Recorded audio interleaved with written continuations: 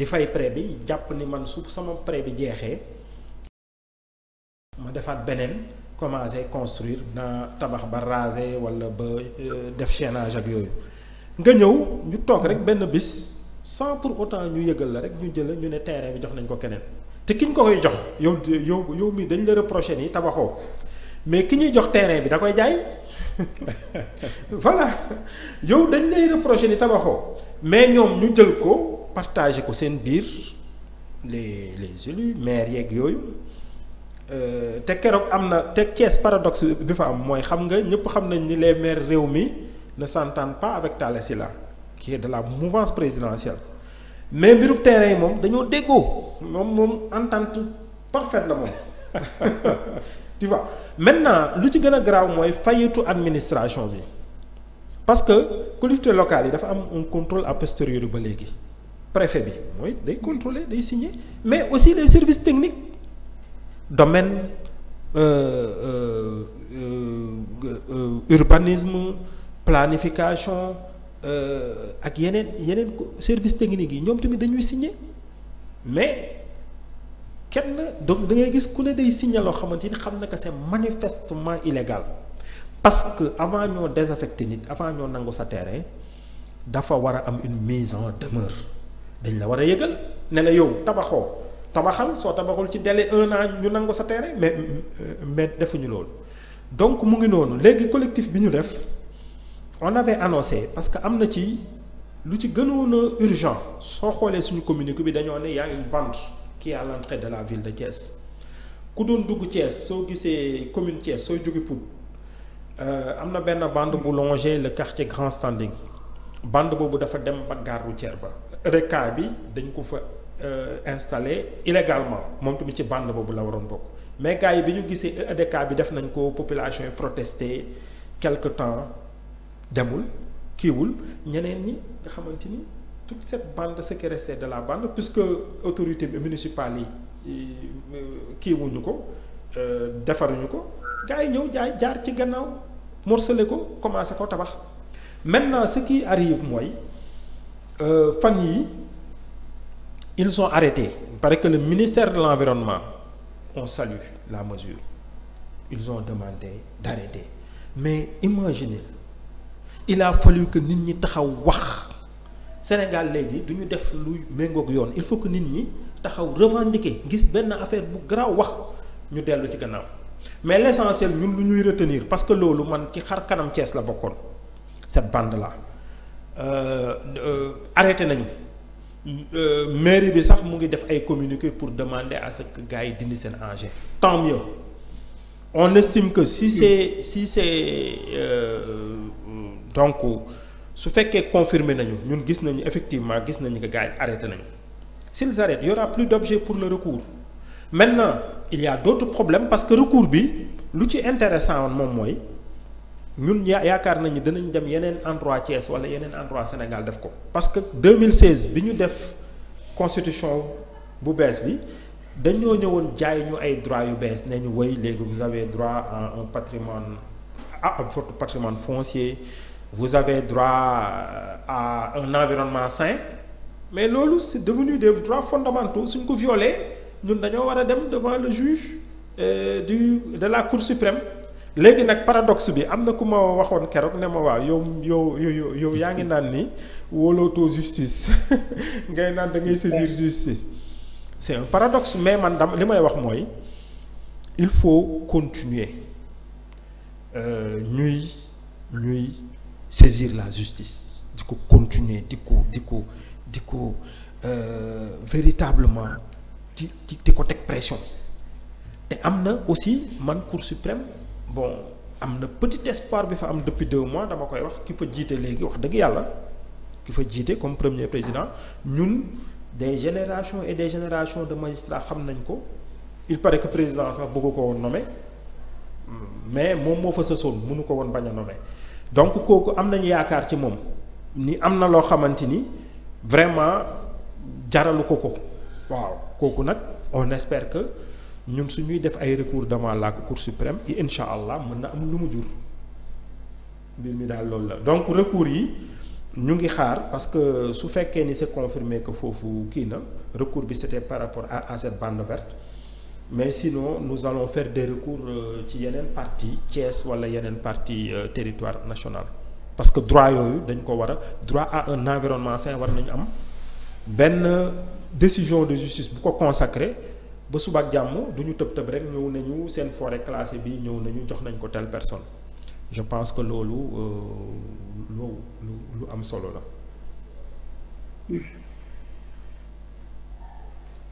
alors Rokia. waaw Mbaye merci beaucoup loolu ci réponse yi loolu laa fi amoon ci question internet yi ñu posé xanaa mu delluwaat la parole bi rek. waaw jërëjëf kon ba ci kanam tuuti bon léegi beneen question bi ñu war a jàll ci dafa nekk ci discours bi nga defoon après élection Macky en 2019 bi nga ne Macky actuellement constitution bi permettre na ko mu am 3e mandat xam nga loolu moom mooy genre vision sur le prisme juridique mais tey am na benn approche boo xam ne moom la maître Boucounta Diallo keroog posé mooy prisme moral léegi actuellement tey lan mooy sa considération ci question boobu 3e mandat bi. waaw lu may mën a rappeler rek mooy d'abord en 2019 le 26 mars 2019 def naa benn article tuddee ko la constitution piégée pour un 3e mandat wax ci parce que dama gis waa nguur gi en tant qu'acteur politique xool seen réaction par rapport ak 3e mandat li ñu waxoon 3e candidature plutôt li ñu waxoon avant élection yi ils avaient dit de manière catégorique que 3e Macky ci 2 mandats lay yem moom ci boppam mu wax ko bi mu demee ba am ba ñu réélire ko ñu gis discours bi commencé changer ñu gis comportement commencé changer waaw te loolu sax suppression poste premier ministre bi kii ko donc mbir yu bëri daal ñëw bon je pense que article bi ñu koy bind c'était bien avant la suppression du poste de premier ministre mais après yooyu yëpp daf ko confirmer maintenant ñun dañuy ne ni que réew soo ci nekkee faire preuve d'alerte da ngay ñun lu ma gis lu président lu mu ñu rawee ñun opposition bi mooy ñun nous ne sommes pas proactifs dañuy toog di réagir parce que ñaari réaction moo am na ñuy naan attention waa ji dafa piéger constitution bi c'est quelque chose d'extrêmement grave c'est une haute trahison le fait que mu jël constitution bi changer ko pour mu mën ko servir suba ak jàmm ñu ne attention parce que attention boobu xam nga lu muy njëriñ mooy suba ak jàmm ñu ne sénégalais yi parce que ñenn ñi dañu naan ne fii ki tant que changé wul constitution bi du mën a présenter wu fekk ni loolu def na ko bien avant ñun foofu la ñu taxaw en tant que juriste parce que ñun am na ñu ko njëkk a wax professeur Babacar Gueye bi mu koy wax c'est pas pour que le président Macky se représente mu xam ne am na droit bi daf ñu ne attention alerte la professeur Jacques Mariel Jonque bi mu koy wax dafa ne attention man dama ñëw en tant qu'acteur politique confirmer loolu ne ñun ñi attention maintenant intérêt bi lan la mooy Mbaye Tall est-ce que dañoo war a toog ba 2024 wala 2023 à la veille des élections ñu mettre ñu devant le fait accompli ñu ñëw mettre ñu devant le fait accompli du ñu xam dara président déposé candidature am ñun ñëpp kenn du ko nangu ñaanuñu ko yàlla tous les risques yi mën a am parce que ki nga xamante ni dafay accroché wu ci pouvoir ak ñi nga xamante ni dañoo ñëw ils en ont assez suñu dajee li muy mën a jur kenn ñaanu ko ci réew mi magum waxoon naa ko moo gën magum xamoon naa ko léegi ñun ñu ñëw wax ci ne leen problème bi nañ ko régler léegi sama article boobu soo xoolee ci suuf dama def ñaari proposition pour que ñun ñu xam avant que ñu yegg ñu xam te loolu suñ ko toppoon ñun dana tax ñu gën a xam intention président de la république dëggantaan ñu permettre ko aussi dara gis nga moom su dindee ci boppam mbirub troisième mandat dana xaw liggéey gis nga yi muy def nii yëpp day wane rek ni am na ba léegi nii mu ngi def politique politicienne suy def politique politicienne rek mais mbiru troisième mandat lay xalaat donc ñun suñu xalaat foofu la te gis nga la question ñu poser ko sur le plan moral wala sur le plan juridique man ci ñi ko fi njëkk wax laa bokk entretien bi ma amoon ak Pape Ngagne Ndiaye ñëpp kii nañ ko dama ne question bi ce n'est plus juridique mais bu ñu c'est une question morale d'ordre moral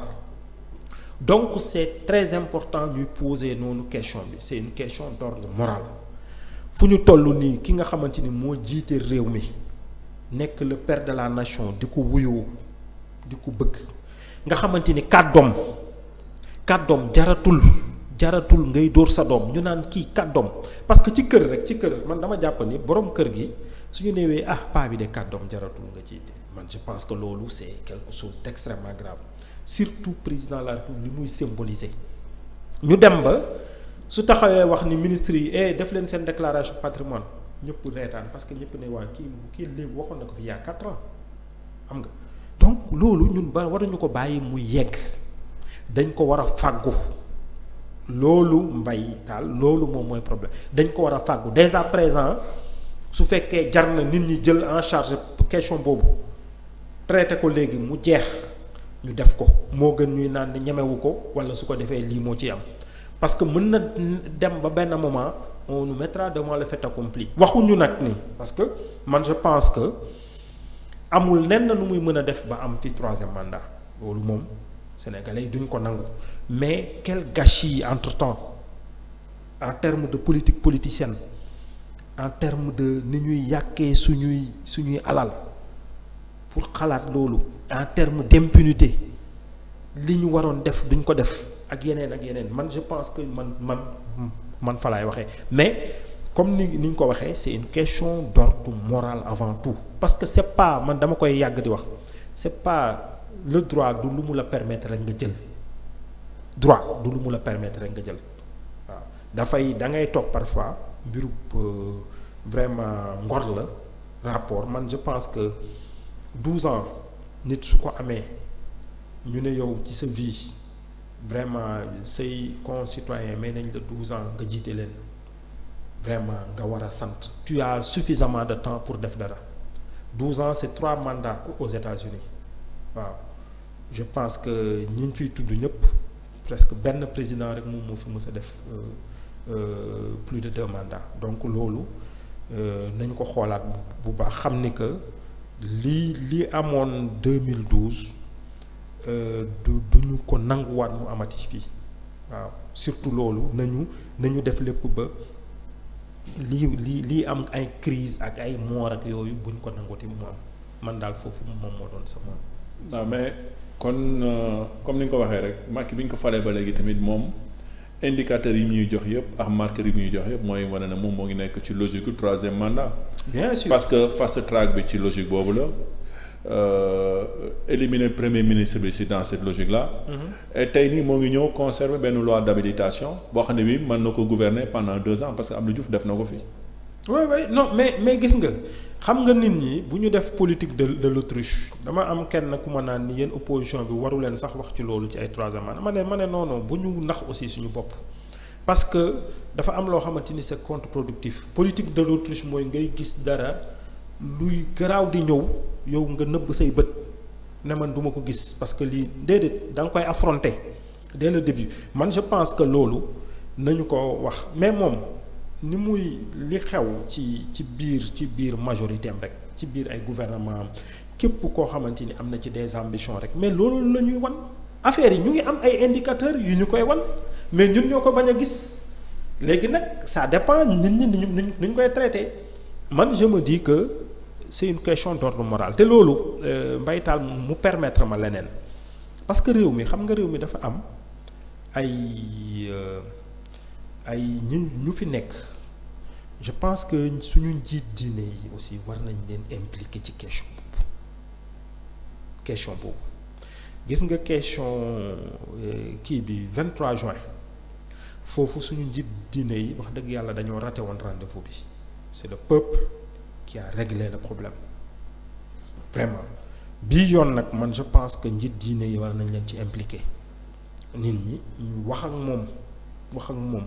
réew mi bu ñu seetaan ba réew mi sànku ku ne parce que tout le monde c'est une responsabilité ñun ñëpp danañ ci am responsabilité njiit diine yi danañ ci am responsabilité su réew mi tàkkee suba ak jàmm fii ci mbirum troisième mandat nañu xam ne njiit diine yi aussi am nañ ci responsabilité ñun ñii ku ne ci ñun am na ci responsabilité donc mbir mi dañ ko war a wax depuis léegi ñu impliqué njiit diine yi ñu xool ndax moom dana entendre raison parce que mbir mi moo ko fi wax ku ci dajak moom benn kilifa diine ne ko ni yow de tegal nañ ma sa wax ne woon nga ni doo mës a def lii ah xanaa lii nag jullit du ko def wala njiit bu toll na yow du ko def yaakaar naa ni su fekkee am na respect bu mu leen respecté je pense que am na nu ñuy taxawee parce que je pense que réew mi ci kii yu bëri la taxaw bu ne nag war na wane importance am waaw ci pilier yu bëri la taxaw bu ne war na wane importance am opposition bi wane ko société civile bi wane ko citoyen ordinaire bi wane ko njiit diine yi aussi wane ko loolu moom mooy defar Sénégal parce que parfois ñun dañuy éviter question boobu te question boobu c'est une question très importante